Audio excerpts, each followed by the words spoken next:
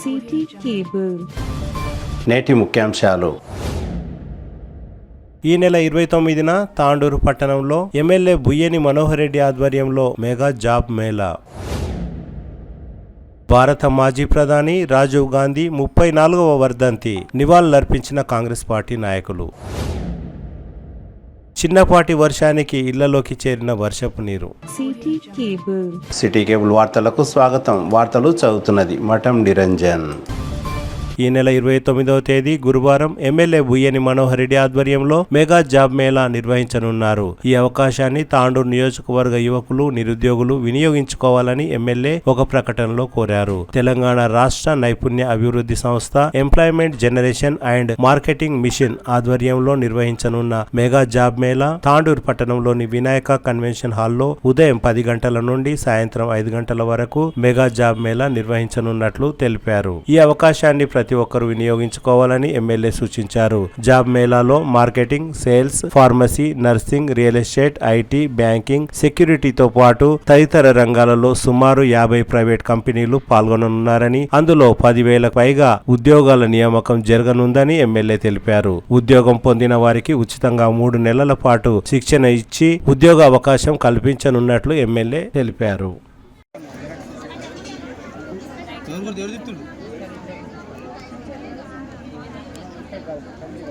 నీకు ఐడి ఇస్తే ఫోటో కొట్టి మొత్తం నీది.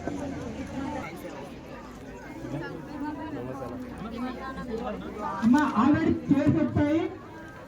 కొద్దిగా మగపిల్లలు మనం పూర్తిగా చేరు వండి ఆల్రెడీ ఆడపిల్లలకు ఇవ్వండి. చాలా చేతి నుంచి మగపిల్లలు వాళ్ళు అయిన తర్వాత కూర్చోండి ప్లీజ్. కొద్దిగా ఆడపిల్లలు కూర్చున్నా ఇక్కడ గ్యాప్ ఎక్కువ ఉంది. ఇక్కడ కూర్చోండి. కొద్దిగా ఒక చేరు వస్తుంది. ఇక్కడ లైన్ వేసుకోండి. వారి ప్రగతికి బాధ్యత చేస్తారని మేము ఆశిస్తున్నాం. అదేవిధంగా సరిహద్దులో ఉన్నటువంటి గ్రామీణ మహిళలకు మనకు సానుకూలంగా స్వభావంతో చాలా అందరికీ ఒక మన సోదరు మనల్ని అన్నట్లు ఫీల్ అయ్యి మనకు ఇచ్చారు లేదా మన టీం చాలా సపోర్ట్ చేశారు. అసలు ఎక్కడ వాళ్ళు ఇబ్బంది పడకుండా క్రమశిక్షణతో చేయడం జరిగింది. నిజంగా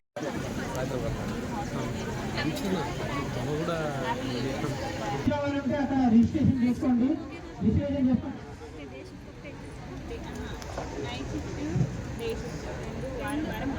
తాండూరు మున్సిపల్ పరిధిలోని రాజీవ్ గృహకల్ప దగ్గర గల రాజీవ్ గాంధీ 34వ వర్ధంతి సందర్భంగా కాంగ్రెస్ పార్టీ నాయకులు రాజీవ్ గాంధీ విగ్రహానికి పూలమాలలు వేసి ఘనంగా నివాళులర్పించారు. ఈ సందర్భంగా కాంగ్రెస్ పార్టీ నాయకులు మాట్లాడుతూ రాజీవ్ గాంధీ ప్రధానిగా ఉన్నప్పుడే దేశం సాంకేతిక రంగంలో ముందంజలో ఉందని అన్నారు. 18 సంవత్సరాలకే ప్రతి ఒక్కరికి ఓటు హక్కు కల్పించిన వ్యక్తి రాజీవ్ గాంధీ అని కొనియాడారు. దేశ ప్రజల కోసం గాంధీ కుటుంబం ఎన్నో త్యాగాలు చేసిందని కాంగ్రెస్ పార్టీ పట్టణాధ్యక్షులు హబీబ్లాలా అన్నారు.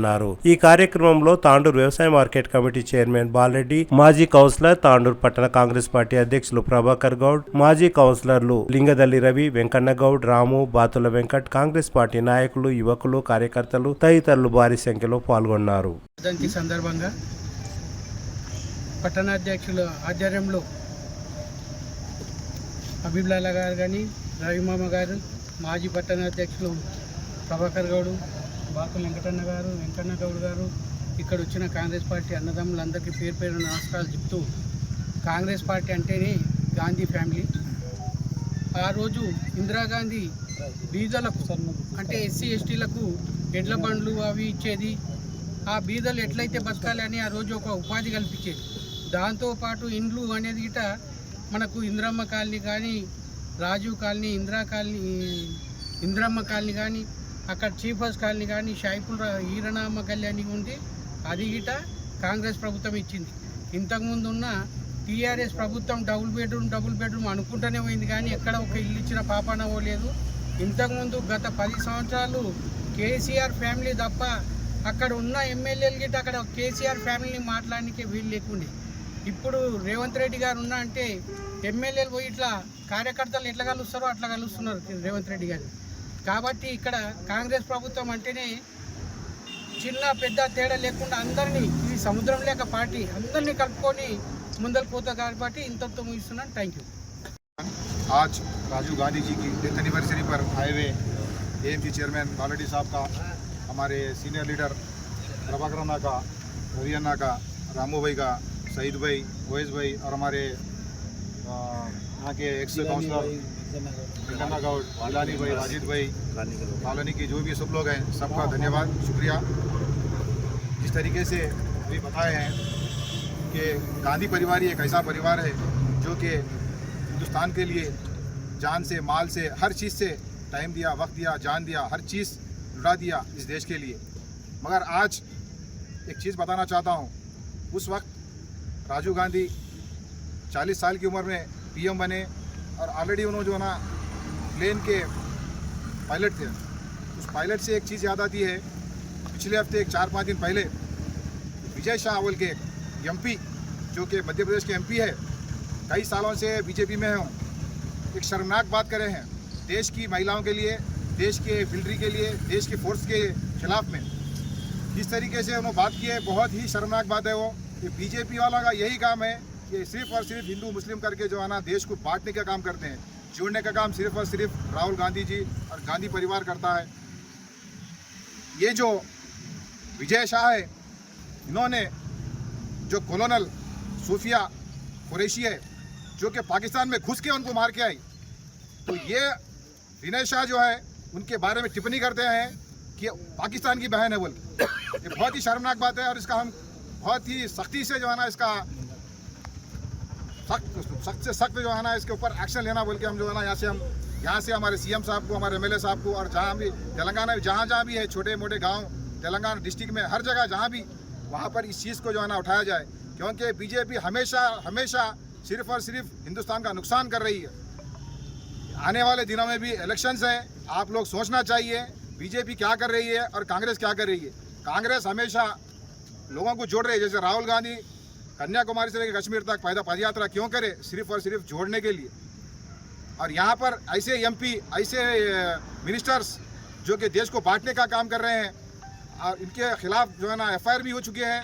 और हम खास करके डिमांड कर रहे हैं, तेलंगाना से डिमांड कर रहे हैं कि हमारे बड़े लोगों से कि इस बात को जो है ना पूरे तेलंगाना में फैलाएं, पूरे हिंदुस्तान में फैलाएं और इस जो विजय शाह है इसको सख्त से सख्त सजा दिलाएं। जय हिंद, जय कांग्रेस, जय मरोना। ప్రధానమంత్రి అతి పిన్న వయసులో ప్రధానమంత్రిగా పదవిని చేపట్టి ఆ పదవికి ఉన్నతి ఇచ్చిన వ్యక్తి అంటే రాజీవ్ గాంధీ గారు. అయితే దురదృష్టం ఏమంటే ఆయన చిన్న వయసు లోపలనే ఎల్టీటీ ఉగ్రవాదుల చేతిలో హతం కావడం జరిగింది. అయితే భారతదేశానికి సంబంధించి ఏదైతే ఇన్ఫర్మేషన్ టెక్నాలజీగా తీసుకోండి, టెలికాం సంబంధించిన విషయాలు తీసుకోండి, ఈ రంగాన్ని అభివృద్ధిపరిచి భారతదేశాన్ని అత్యున్నత స్థాయిలో నిలబెట్టిన వ్యక్తి అంటే రాజీవ్ గాంధీ అని గర్వంగా మనం చెప్పుకోవచ్చు. అలాగే ఆయన చేపట్టిన సద్భావన యాత్ర వాటన్ని దృష్టిలో పెట్టుకొని ఇప్పుడున్న ఆయన వంశస్థులైనటువంటి రాహుల్ గాంధీ గారు వారి నాయకత్వం లోపల వారు ప్రజలతో మమేకమయ్యే విధంగా ఏవైతే యాత్రలు చేపట్టడం జరుగుతుందో దీని ఉద్దేశము ఓన్లీ ప్రజల మనోభావాలు ఏమున్నాయి, ప్రజల బాధలు ఏమున్నాయి తెలుసుకునే దిశగా కాంగ్రెస్ పార్టీ ఎప్పుడు కూడా పనిచేసుకుంటూ పోతుంది. అందుకోసమే పేదల పార్టీ అంటే కాంగ్రెస్ పార్టీ అని మనకు పేరు ఎందుకు వచ్చిందంటే పేదలకు సంబంధించిన ఎలాంటి సమస్యలున్నా కాంగ్రెస్ పార్టీ వాటిని తీర్చడానికి కృషి చేస్తుంది కాబట్టి. అయితే ఏవైతే ఇప్పుడున్న ప్రభుత్వాలు వారి కుటుంబం పైన దుష్ప్రచారాలు ఏమైతే చేస్తున్నారో ఇది చాలా హేయనీయమైన చర్య అని చెప్పి, అంటే ఆడనిగరక పాత గజలని చెప్పి గతంలో అంటారు కదా, నానుడు ఎట్లయితున్నదో అయితే వారకు రాజీవ్ గాంధీ కుటుంబం పైన బురదలం తప్ప వాళ్ళకి వేరే ఆప్షన్స్ ఏం లేవు. దేవుళ్ళ పేరు చెప్పి, గాంధీ కుటుంబం పేరు చెప్పి వాళ్ళు ఓట్లు దండుకునే ప్రయత్నం చేస్తున్నారు తప్ప దేశం గురించి, పేద ప్రజల గురించి వాళ్ళు ప్రయత్నాలు చేస్తున్న దాఖలాలు కూడా ఎక్కడ లేవని చెప్పి ఈ సందర్భంగా గర్వంగా నేను చెప్పడం జరుగుతుంది. ఏదైతే రాజీవ్ గాంధీ గారు ఆయన చనిపోయిన దేనిమైతుందో జాతీయ ఉగ్రవాద వ్యతిరేక దినోత్సవంగా భారత ప్రభుత్వం ప్రకటించడం జరిగింది. అయితే రాబో రోజుల్లో కూడా ఆయన ఏవైతే కలలు కన్నాడో, భారతదేశం ఎలా ఉండాలో అనే కలలు కన్నాడో అదేవిధంగా ఇప్పుడున్న మన ముఖ్యమంత్రి గారు రేవంత్ రెడ్డి గారు, మన మనోహరన్న గారు వారి ఆశయాలకు అనుగుణంగా పనిచేసుకుంటూ కార్యకర్తలకు మనోధైర్యాన్ని ఇచ్చుకుంటూ ముందరికి పోతారని చెప్పి ఆశిస్తూ మరొకసారి భారత మాజీ ప్రధానమైనటువంటి రాజీవ్ గాంధీ గారికి ఘనంగా పట్టణ కాంగ్రెస్ తరఫున నివాళులు అర్పిస్తూ ముగిస్తున్నాం. ఇందిరాగాంధీని హత్య చేసినప్పుడు మరి ఇందిరాగాంధీ తర్వాత ప్రాధాన్యం ఎవరు చేయాలని చెప్పేసి ఆ రోజు కాంగ్రెస్ పార్టీ అంతా తర్జన పడుతున్నప్పుడు లండన్లో చదువుతున్న రాజీవ్ గాంధీని తీసుకొచ్చి ఆయన చిన్న వయసులోనే తీసుకొచ్చి నీకు ప్రాధాన్యం చేస్తామంటే నాకు రాజకీయాలంటే మక్కువ లేదు, ఇష్టం లేదు అని చెప్పేసి అంటే అందరూ కలిసి ఆయన రాజకీయాలు తీసుకొచ్చి ఆ రోజు ఆయనను ఎన్నికల్లో నిలబెడితే భారతదేశంలో లేని మెజార్టీ మొత్తం ఆ రోజు రాజీవ్ గాంధీ కాంగ్రెస్ పార్టీకి వచ్చింది. రాజీవ్ గాంధీ గారు మరి ఈరోజు 18 ఏళ్ళకే ఓటు హక్కు కల్పించిన ఈరోజు యువకులు ఓటు ఏగేస్తున్నారంటే అది రాజీవ్ గాంధీ పుణ్యమే. ఆ రోజు టెక్నికల్ కానీ ఫోన్ కానీ మరి ఇవన్నీ తీసుకొచ్చింది ఘనత ఆ రోజు రాజీవ్ గాంధీ గారు ఎంతో టెక్నికల్ తీసుకొచ్చి భారతదేశంలో. ఈరోజు రాజీవ్ గాంధీ ఇందిరాగాంధీ పేర్ల మీద అనేక సంక్షేమ పథకాలు ఉన్నాయి. ఈరోజు మీరు చూస్తూ ఉన్నారు. ఈరోజు ఇందిరమ్మ కాలనీ అంటే ఇందిరాగాంధీ పేరు మీద, రాజీవ్ కాలనీ అంటే రాజీవ్ గాంధీ పేరు మీద. మరి ఈరోజు కొత్తగా రేవంత్ రెడ్డి గారు మొన్ననే ముఖ్యమంత్రి గారు రాజీవ్ యువ వికాస్ అని చెప్పేసి యువకులకు ఉపాధి కల్పించాలనే ఉద్దేశంతో ఈరోజు లోన్లు తీసుకొచ్చి యువకులను ఉపాధి కల్పించాలని చెప్పేసి ఈరోజు చేయడం జరుగుతుంది. త్వరలో అవి కూడా జూన్ 2వ తారీఖు నుంచి రాజీవ్ వికాస్ కూడా సీఎం గారు ప్రారంభిస్తున్నారు. మరి ఈరోజు దేశంలో మరి వాళ్ళు దేశానికి ప్రాణత్యాగం చేసిన కుటుంబం రాజీవ్ గాంధీ కానీ ఇందిరాగాంధీ కానీ మరి అలాంటి కుటుంబంలో ఈరోజు మీరు చూస్తున్నారు. మోడీ కూడా వాళ్ళ బీజేపీ ప్రభుత్వం మోడీ ప్రభుత్వం ఏ రోజు కూడా దేశానికి మరి త్యాగం చేయలేదు. ఈరోజు కాంగ్రెస్ పార్టీ దేశాని కోసం చేసింది, ఆ స్వతంత్రం కోసం పోరాడింది. ప్రాణత్యాగం చేసిన కుటుంబం అంటే ఈరోజు రాజీవ్ ఇందిరాగాంధీ కుటుంబం. ఈరోజు కేసీఆర్ నాడు ఆయన కొడుకు ఆయన కోడలు దోచుకుంటారు తప్ప కుటుంబ త్యాగం చేయలేడు. ఆ రోజు తెలంగాణ తెచ్చినా అని చెప్పేసి విర్రవిగితే తర్వాత అదే సోనియా గాంధీ కాళ్ళ దగ్గర మొక్కి తెలంగాణ అమ్మ అని చెప్పి అడుకొని ఆ రోజు తెలంగాణ సోనియా గాంధీ మోసం చేసిండు కేసీఆర్. ఇలాంటి కుటుంబం దొంగ కుటుంబం దోచుకున్నారు. కాంగ్రెస్ ప్రభుత్వం కాంగ్రెస్ కుటుంబం దేశం కోసం సేవ చేసింది, దేశం కోసం ప్రాణత్యాగం చేసిన కుటుంబం తెలుసు. అవకాశం పెద్దలందరికీ ధన్యవాదాలు.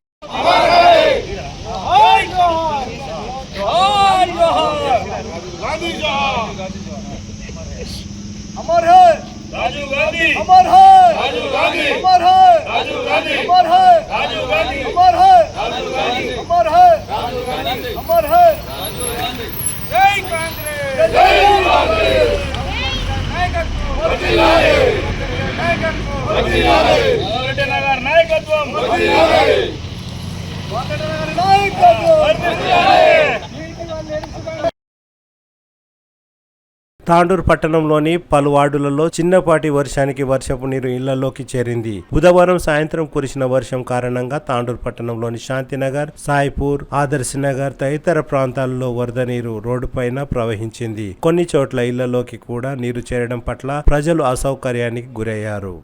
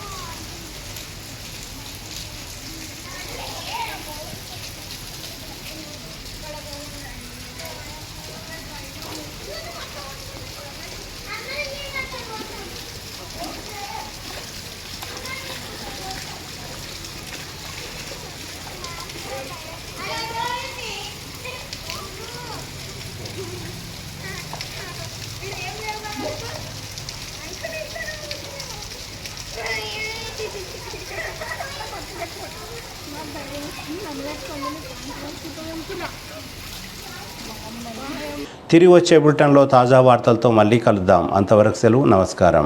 మరిన్ని వార్తల కోసం ఛానల్ సబ్స్క్రైబ్ చేయండి, షేర్ చేయండి, లైక్ చేయండి, కామెంట్ చేయండి. CT Cable.